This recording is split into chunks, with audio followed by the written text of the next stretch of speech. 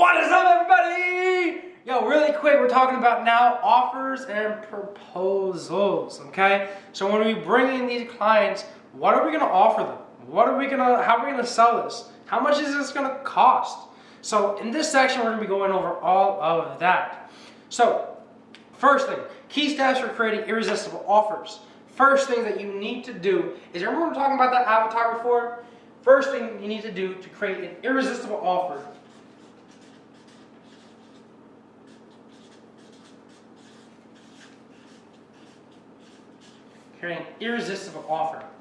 okay? Now, first thing that you want to do is you really want to understand what is going on in their business. Because ultimately, nobody's going to buy something that they don't find valuable, okay? So the first thing that you need to do is you need to understand your target market. You need to understand the people you're talking to. You need to ask them questions. So you need to understand what's going on.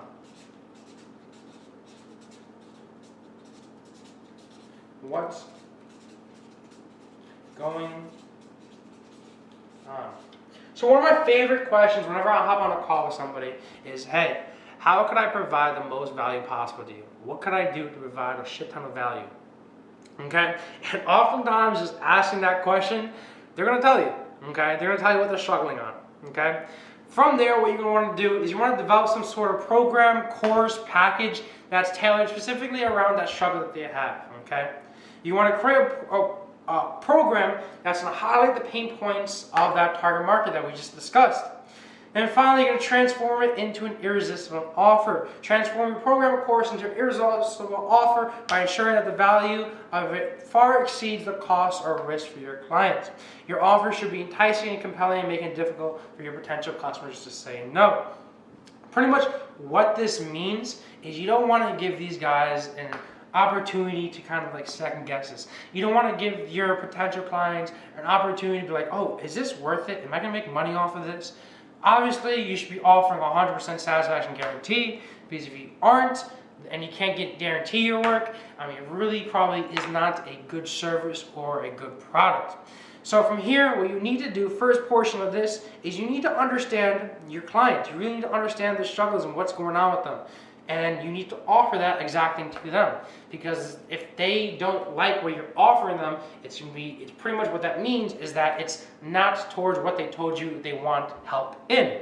So, 7 ingredients of an irresistible offer. Focus on one person or problem. Your offer should be tailored to address the specific needs of one person and solve one particular problem. So you can't just have, yeah, you can have multiple different packages. Yeah, you can have like a standard 3 packages, maybe like a bronze, silver, gold, what people typically do. But when you actually hop on a call with these people, you don't want to make it seem like you're doing the same solution for every single person.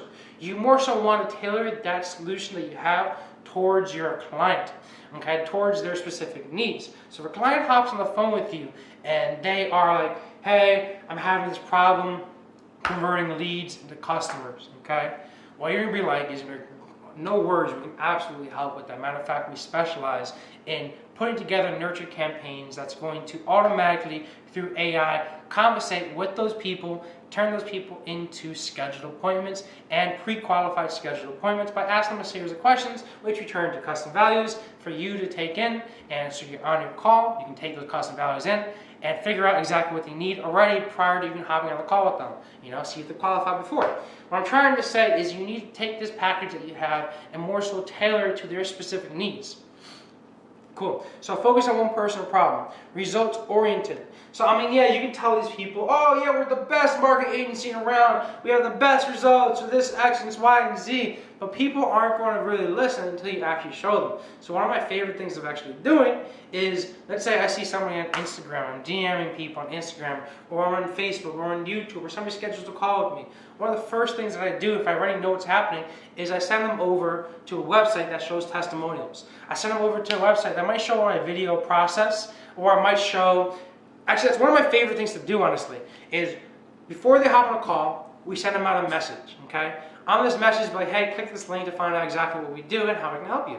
on that page, it might have an overview of our process. For example, over my business, it's going to have an overview on the funnel building process and the automation building process. It's going to say, hey, what we do is we put you in a Slack group. Hey, then what we do next is we build out a mock-up of your funnel, and then we build out the automations. It's going to say that in a little video, so that by the time they actually hop on a call with me, they understand what's going on and how my system works, so that all we're doing on that call is answering questions and closing those deals.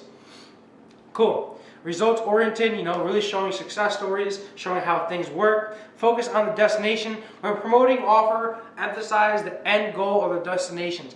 People don't buy the product, they buy the solution, they buy the result, okay? So when you're talking to people about the process, and I'm guilty of this sometimes as well too. Sometimes I get so passionate about it that I end up ranting about what happens, but I forget, like, yo, Blade, you don't give a F on what the process is. What they are here for, what they're about to pay you this money for, is the solution, is the result. So you got to make sure that when you're discussing this with your client, that you don't go too passionate about the process. You're not going to break down too much of the KPI, the ad strategy that you're using, the bidding strategy that you're using, the exact automation that you're doing next, Y, and Z, blah, blah, blah. Because sometimes you can be so technically inclined, no go high level at the back of your hand, no Facebook ad manager at the back of your hand, but the other person might not. And you might end up confusing this person by going so into detail with this that this person's like, oh my gosh, just tell me how much it costs. I just want the best. That's it. The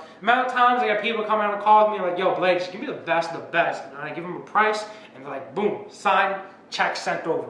Okay? Those are my best type of clients. What I'm trying to say is that don't get too worked up with how things work.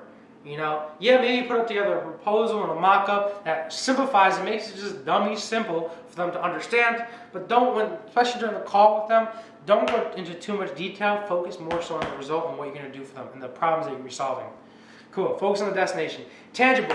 Make your offer tangible by including concrete elements such as materials, resources, or bonuses that enhance the overall value proposition. Tangibility adds credibility, helps potential clients visualize the benefits that they receive. So whenever I do some sort of back-end business automation, whenever I do that, I always make sure that I send them over a mock-up of the entire funnel build-out so that they understand exactly what they're going to be getting out of it. That's something different that most funnel builders don't really do. They don't build out mock-ups. They just say what they're going to build out and then they build it out, which oftentimes it can confuse it because the client really doesn't look into go high level to see all the funnels that you build out. They don't really look at all the email campaign, text messages, nurture sequence that you really build out of the client. They don't, because they pay for the solution. That's up to you. They want to know what they're getting out of the money 100%, which is why you need to build some sort of simple mock-up for them, okay? And I know that's for funnel building, but you can kind of get the understanding on your own individual niche or something different. All right, yeah, make it tangible, include other materials. One thing, quick upsell that I like to do is some sort of branding material, like a branding kit, Instagram branding kit that I tack on another, like, I don't know, $200-300 for like 10 to 15 different Canva mock-ups that we can just quickly tailor out to their business. Just a quick little tip right there. Polarizing. Differentiate yourself from your competitors by offering something unique and distinct. Identify your intellectual property or specialized approach that sets you apart from the market. Stand out and highlight what makes your offer exceptional. So really, what's really great that's really taking most businesses by storm is just simply AI. So if you talk about how you implement AI into other people's businesses for X, Y, Z, that's a big trendy keyword right there. Now, not a lot of people are capitalizing on it. At least not enough people are capitalizing on the trending topic of AI. You can add AI into anything, realistically. But AI is so trendy right now that it's going to put you on top of a whole lot of people because you're just adding AI to something. Okay? So if you're adding AI to something, it's just going to differentiate you as one of those top of the line guys, one of those guys that's with the trends, that's ahead of the market and really knows what he's doing. Time bound. Create a sense of urgency and excitement, and a special time frame for your offer. All right, what I like to do when I give out the price, everything, obviously I always give the price and I stay quiet and wait to hear what they say. When I give out the price, I always like to say, hey, what we can do is Today only, it's going to be $1,997. Typically, we charge $2,997, but we like to work with action takers. We like to work with hustlers that are committed to growing their business. So if you take action today and make your investments today, I can save you like 50% off. Boom! That's going to incentivize them to actually pull the trigger and make the deal happen today. Always guarantee, guarantee, guarantee, guarantee. You need to have guarantees. If you offer something without a guarantee, your product isn't good enough, okay? Cool. Pricing your offer. One way of doing it is cost of inaction. Assess the cost of inaction for your potential client. What would they lose if they don't take action? Consider the missed opportunities, potential earnings, and negative consequences they may face by not investing in your offer. One really great example of this, one really great close that I do like a lot is, okay, cool. You want to make $1 million a year. Right now you're at $100K a year. I have a solution to bring you up to $1 million, but by you not taking that solution, you're actually losing $900,000 every single year. Because if you just took up this solution, you'd be at $1 million. So what's the cost of you not taking up this solution? Okay? Really understand that. Next one is return on investment. Quality of the benefits and returns your clients can expect from your program or course. If your offer has the potential to generate substantial value or income for them, charging a reasonable fee becomes a no-brainer. Let me give you a little example over here. I used to offer this course called, it was like Google My Business Ranking.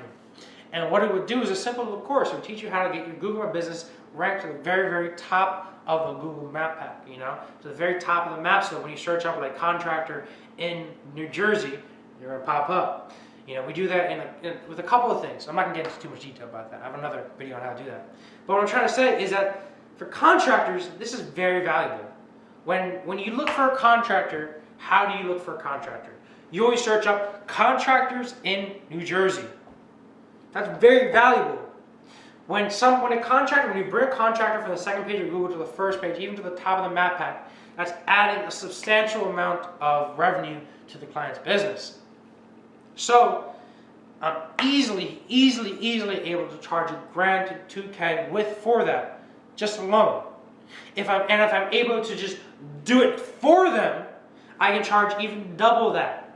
Because think about it, one contractor, each job a contractor has is probably averaging $500 to like $3K each job for a contractor. Probably way more than that. If you're doing a roofing job or something like that, it's even more. Let's say roofing, for example. The average roofing profit margins for a roofer, they're making at least $5 to $10K a job. And what they can do is, if they have like a 4 or 5 man team, they could do the job, they can do 2 roofs in a week. So if I'm able to tack on every single month an additional 4 roofs every single month to that contractor, 4 times $5,000 in revenue each one, 5 times 20, and I'll tack on an additional $20K to what they're already making. Plus, I'll show them how to implement a system to get more contractors to help them out. Oh my gosh, you can charge whatever the F I want to charge. You know what I mean? If you're able to create a offer that's substantially going to increase the amount of revenue that they're making infinitely, you can quite literally charge whatever you want. And you can even go to the fact that you can start charging royalties. But that's more so of a personal consulting session. If you have a personal consult with them, then I would kind of charge some sort of royalties or profit margin. Cool. Consider your own value. Evaluate your expertise, time, and expenses involved in delivering your services. Determine your hourly rate and factor in the costs associated with the software or resources required to work with your clients. This assessment can help you establish a fair, profitable pricing structure. This is kind of simple. Just make sure that, like, let's say you're doing SEO for somebody, okay? Search engine optimization, getting that website ranked very high on the map pack. If you're doing SEO for somebody, just think about it. Let's say you're hiring it out. Let's say you're subcontracting it out to somebody else. What you need to do is, let's say it costs $300 a month for you to hire that out. I'll tack on an additional $200 to manage that, okay? So maybe make it $500. What I'm trying to say is make sure your expenses don't exceed your profits, or you don't exceed your revenue. I feel like that just kind of makes sense. But yeah, guys, thank you guys for watching this section. And as always, I'll see you on the next one. Peace out.